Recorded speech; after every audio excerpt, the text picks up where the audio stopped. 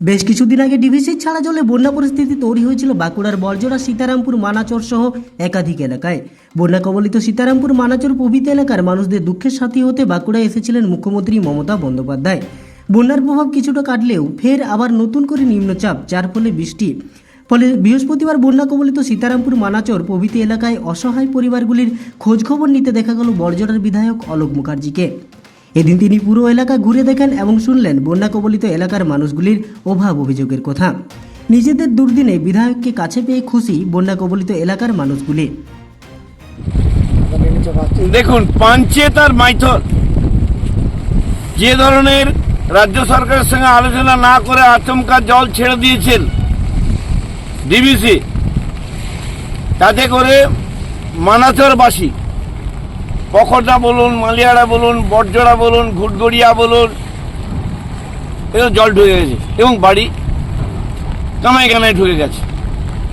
আমাদের প্রশাসন, মুখ্যমন্ত্রীর নির্দেশ, মমতা ব্যানার্জির নির্দেশে ডিএম, এসপি বারে বারে তদারকি করে গেছেন। আইসি, বিডিও, ঊর্ধ্বতন অফিসাররা, সমস্ত জনপ্রতিনিধি এবং 4 জন প্রধান এবং আপনারা সবাই মিলে একসাথে মানুষগুলোকে আমরা নিরাপদ জায়গায় সরিয়ে নিয়ে গেছি। তাদের খাওয়া দাওয়া, থাকা, তাদের সঙ্গে অনেকক্ষণ গল্প গুজব করা, জিনিসপত্র নৌকায় করেও আমরা নিয়ে গেছি সকলের সহযোগিতায়। আমার নিম্নচাপ হলে আমার মনে হয় না কোনো অসুবিধা। এখানকার মানুষ যে ধরনের ফোনে যোগাযোগ করে বললেন, ডিভিসি পঞ্চায়েত যে ধরনের জল ছেড়ে দিচ্ছেন কারোর সঙ্গে আলোচনা না করে, মানে রাজ্য সরকার, এটাতে আমাদের ক্ষতি হয়েছে।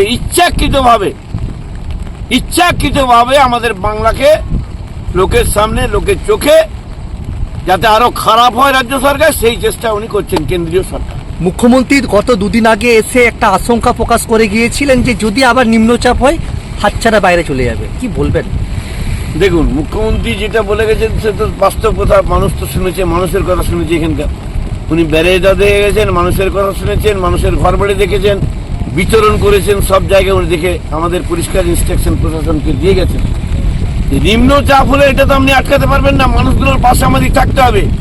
এবং এখানে যারা জনপ্রতিনিধি, যেমন ধরুন বিজেপি, সিপিএম যারা আছেন পঞ্চায়েত লেভেলে, এমপি লেভেলে, তারা ভোটের সময় ভোট করে চলে গেছেন।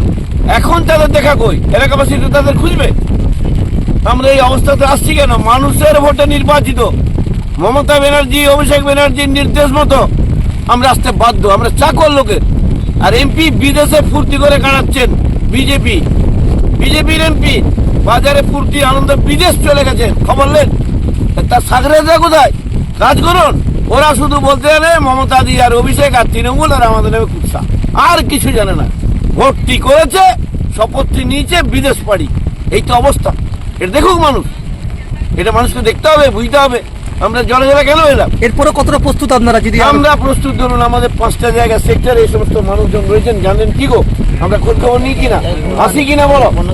মমতাজি নিজে এসছেন। আমাদের অনুরোধ রাখছি, আমরা নিরাপদ জায়গা 5-6 আমাদের রেডি করা আছে। আমাদের যখনই জল বাড়বে আমাদের খবর যাবে, বা আমরা তো খবর নিতে আসছি, তাদের নিরাপদ জায়গায় নিয়ে যাবো। মানুষগুলোকে বাঁচাতে হবে, গরু ছাগলগুলো তার সঙ্গে বাঁচাতে হবে। এই ব্যবস্থা আমাদের করতে হবে। এটা মুখ্যমন্ত্রীর নির্দেশ আছে।